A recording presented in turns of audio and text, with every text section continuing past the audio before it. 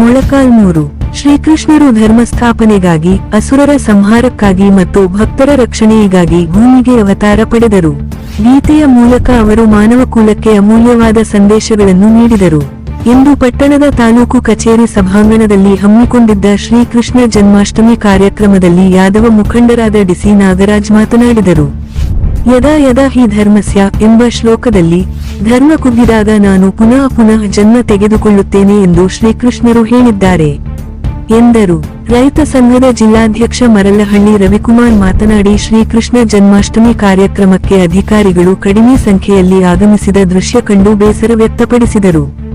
ಸಂಸ್ಕೃತಿ ಮತ್ತು ಪರಂಪರೆಯನ್ನು ಕಾಪಾಡುವಂತಹ ಧಾರ್ಮಿಕ ಸಾಮಾಜಿಕ ಕಾರ್ಯಕ್ರಮಗಳಿಗೆ ಆಡಳಿತದ ಪ್ರತಿನಿಧಿಗಳು ಹೆಚ್ಚಿನ ಸಂಖ್ಯೆಯಲ್ಲಿ ಪಾಲ್ಗೊಳ್ಳಬೇಕಿತ್ತು. ಆದರೆ ನಿರ್ಲಕ್ಷ್ಯ ತೋರಿರುವುದು ವಿಷಾದನೀಯ ಎಂದರು. ಯಾದವ ಸಮಾಜದ ಮುಖಂಡ ಗಿರಿಜಯನ ಹಟ್ಟಿ ಮೂರ್ತಿ ಮಾತನಾಡಿ, ಇಂದು ಈ ಪವಿತ್ರ ದಿನದಂದು ನಾವೆಲ್ಲರೂ ಶ್ರೀಕೃಷ್ಣರ ಉಪದೇಶವನ್ನು ನಮ್ಮ ಜೀವನದಲ್ಲಿ ಅಳವಡಿಸಿಕೊಳ್ಳೋಣ. ಶ್ರೀಕೃಷ್ಣರ ಜೀವನವು ನಮ್ಮೆಲ್ಲರಿಗೂ ಒಂದು ಮಾರ್ಗದರ್ಶಕ. ಸತ್ಯಕ್ಕಾಗಿ ಹೋರಾಡುವುದು, ಧರ್ಮದ ಮಾರ್ಗದಲ್ಲಿ ನಿಲ್ಲುವುದು ನಮ್ಮೆಲ್ಲರ ಕರ್ತವ್ಯ.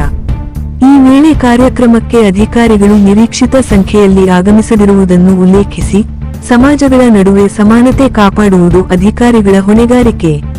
ಅವರದು ಪೂರ್ವಭಾವಿ ಸಭೆಯಲ್ಲಿ ಇದೇ ರೀತಿ ಮಾಡಿದ್ದೀರಿ, ಅವಾಗಲೇ ನಿಮಗೆ ತಿಳಿಸಿದ್ದೇವೆ, ಈಗಲೂ ಹೀಗೆ ಮಾಡುತ್ತಿದ್ದೀರಿ. ಸಾರ್ವಜನಿಕ ಕಾರ್ಯಕ್ರಮಗಳಲ್ಲಿ ಎಲ್ಲರಿಗೂ ಸಮಾನ ಗೌರವ ದೊರೆಯಬೇಕು.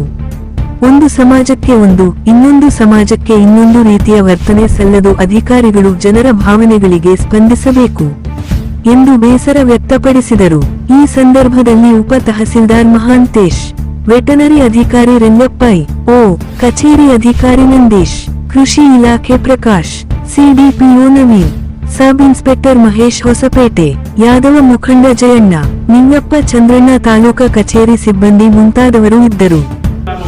ಮತ್ತೊಂದು ಜನ್ಮವಾಗಿ ಕಲ್ಕಿ ಭಗವನಾಗಿ ಸಮಾಜದಲ್ಲಿ ನಾನು ಉದ್ಭವ ಆಗ್ತೀನಿ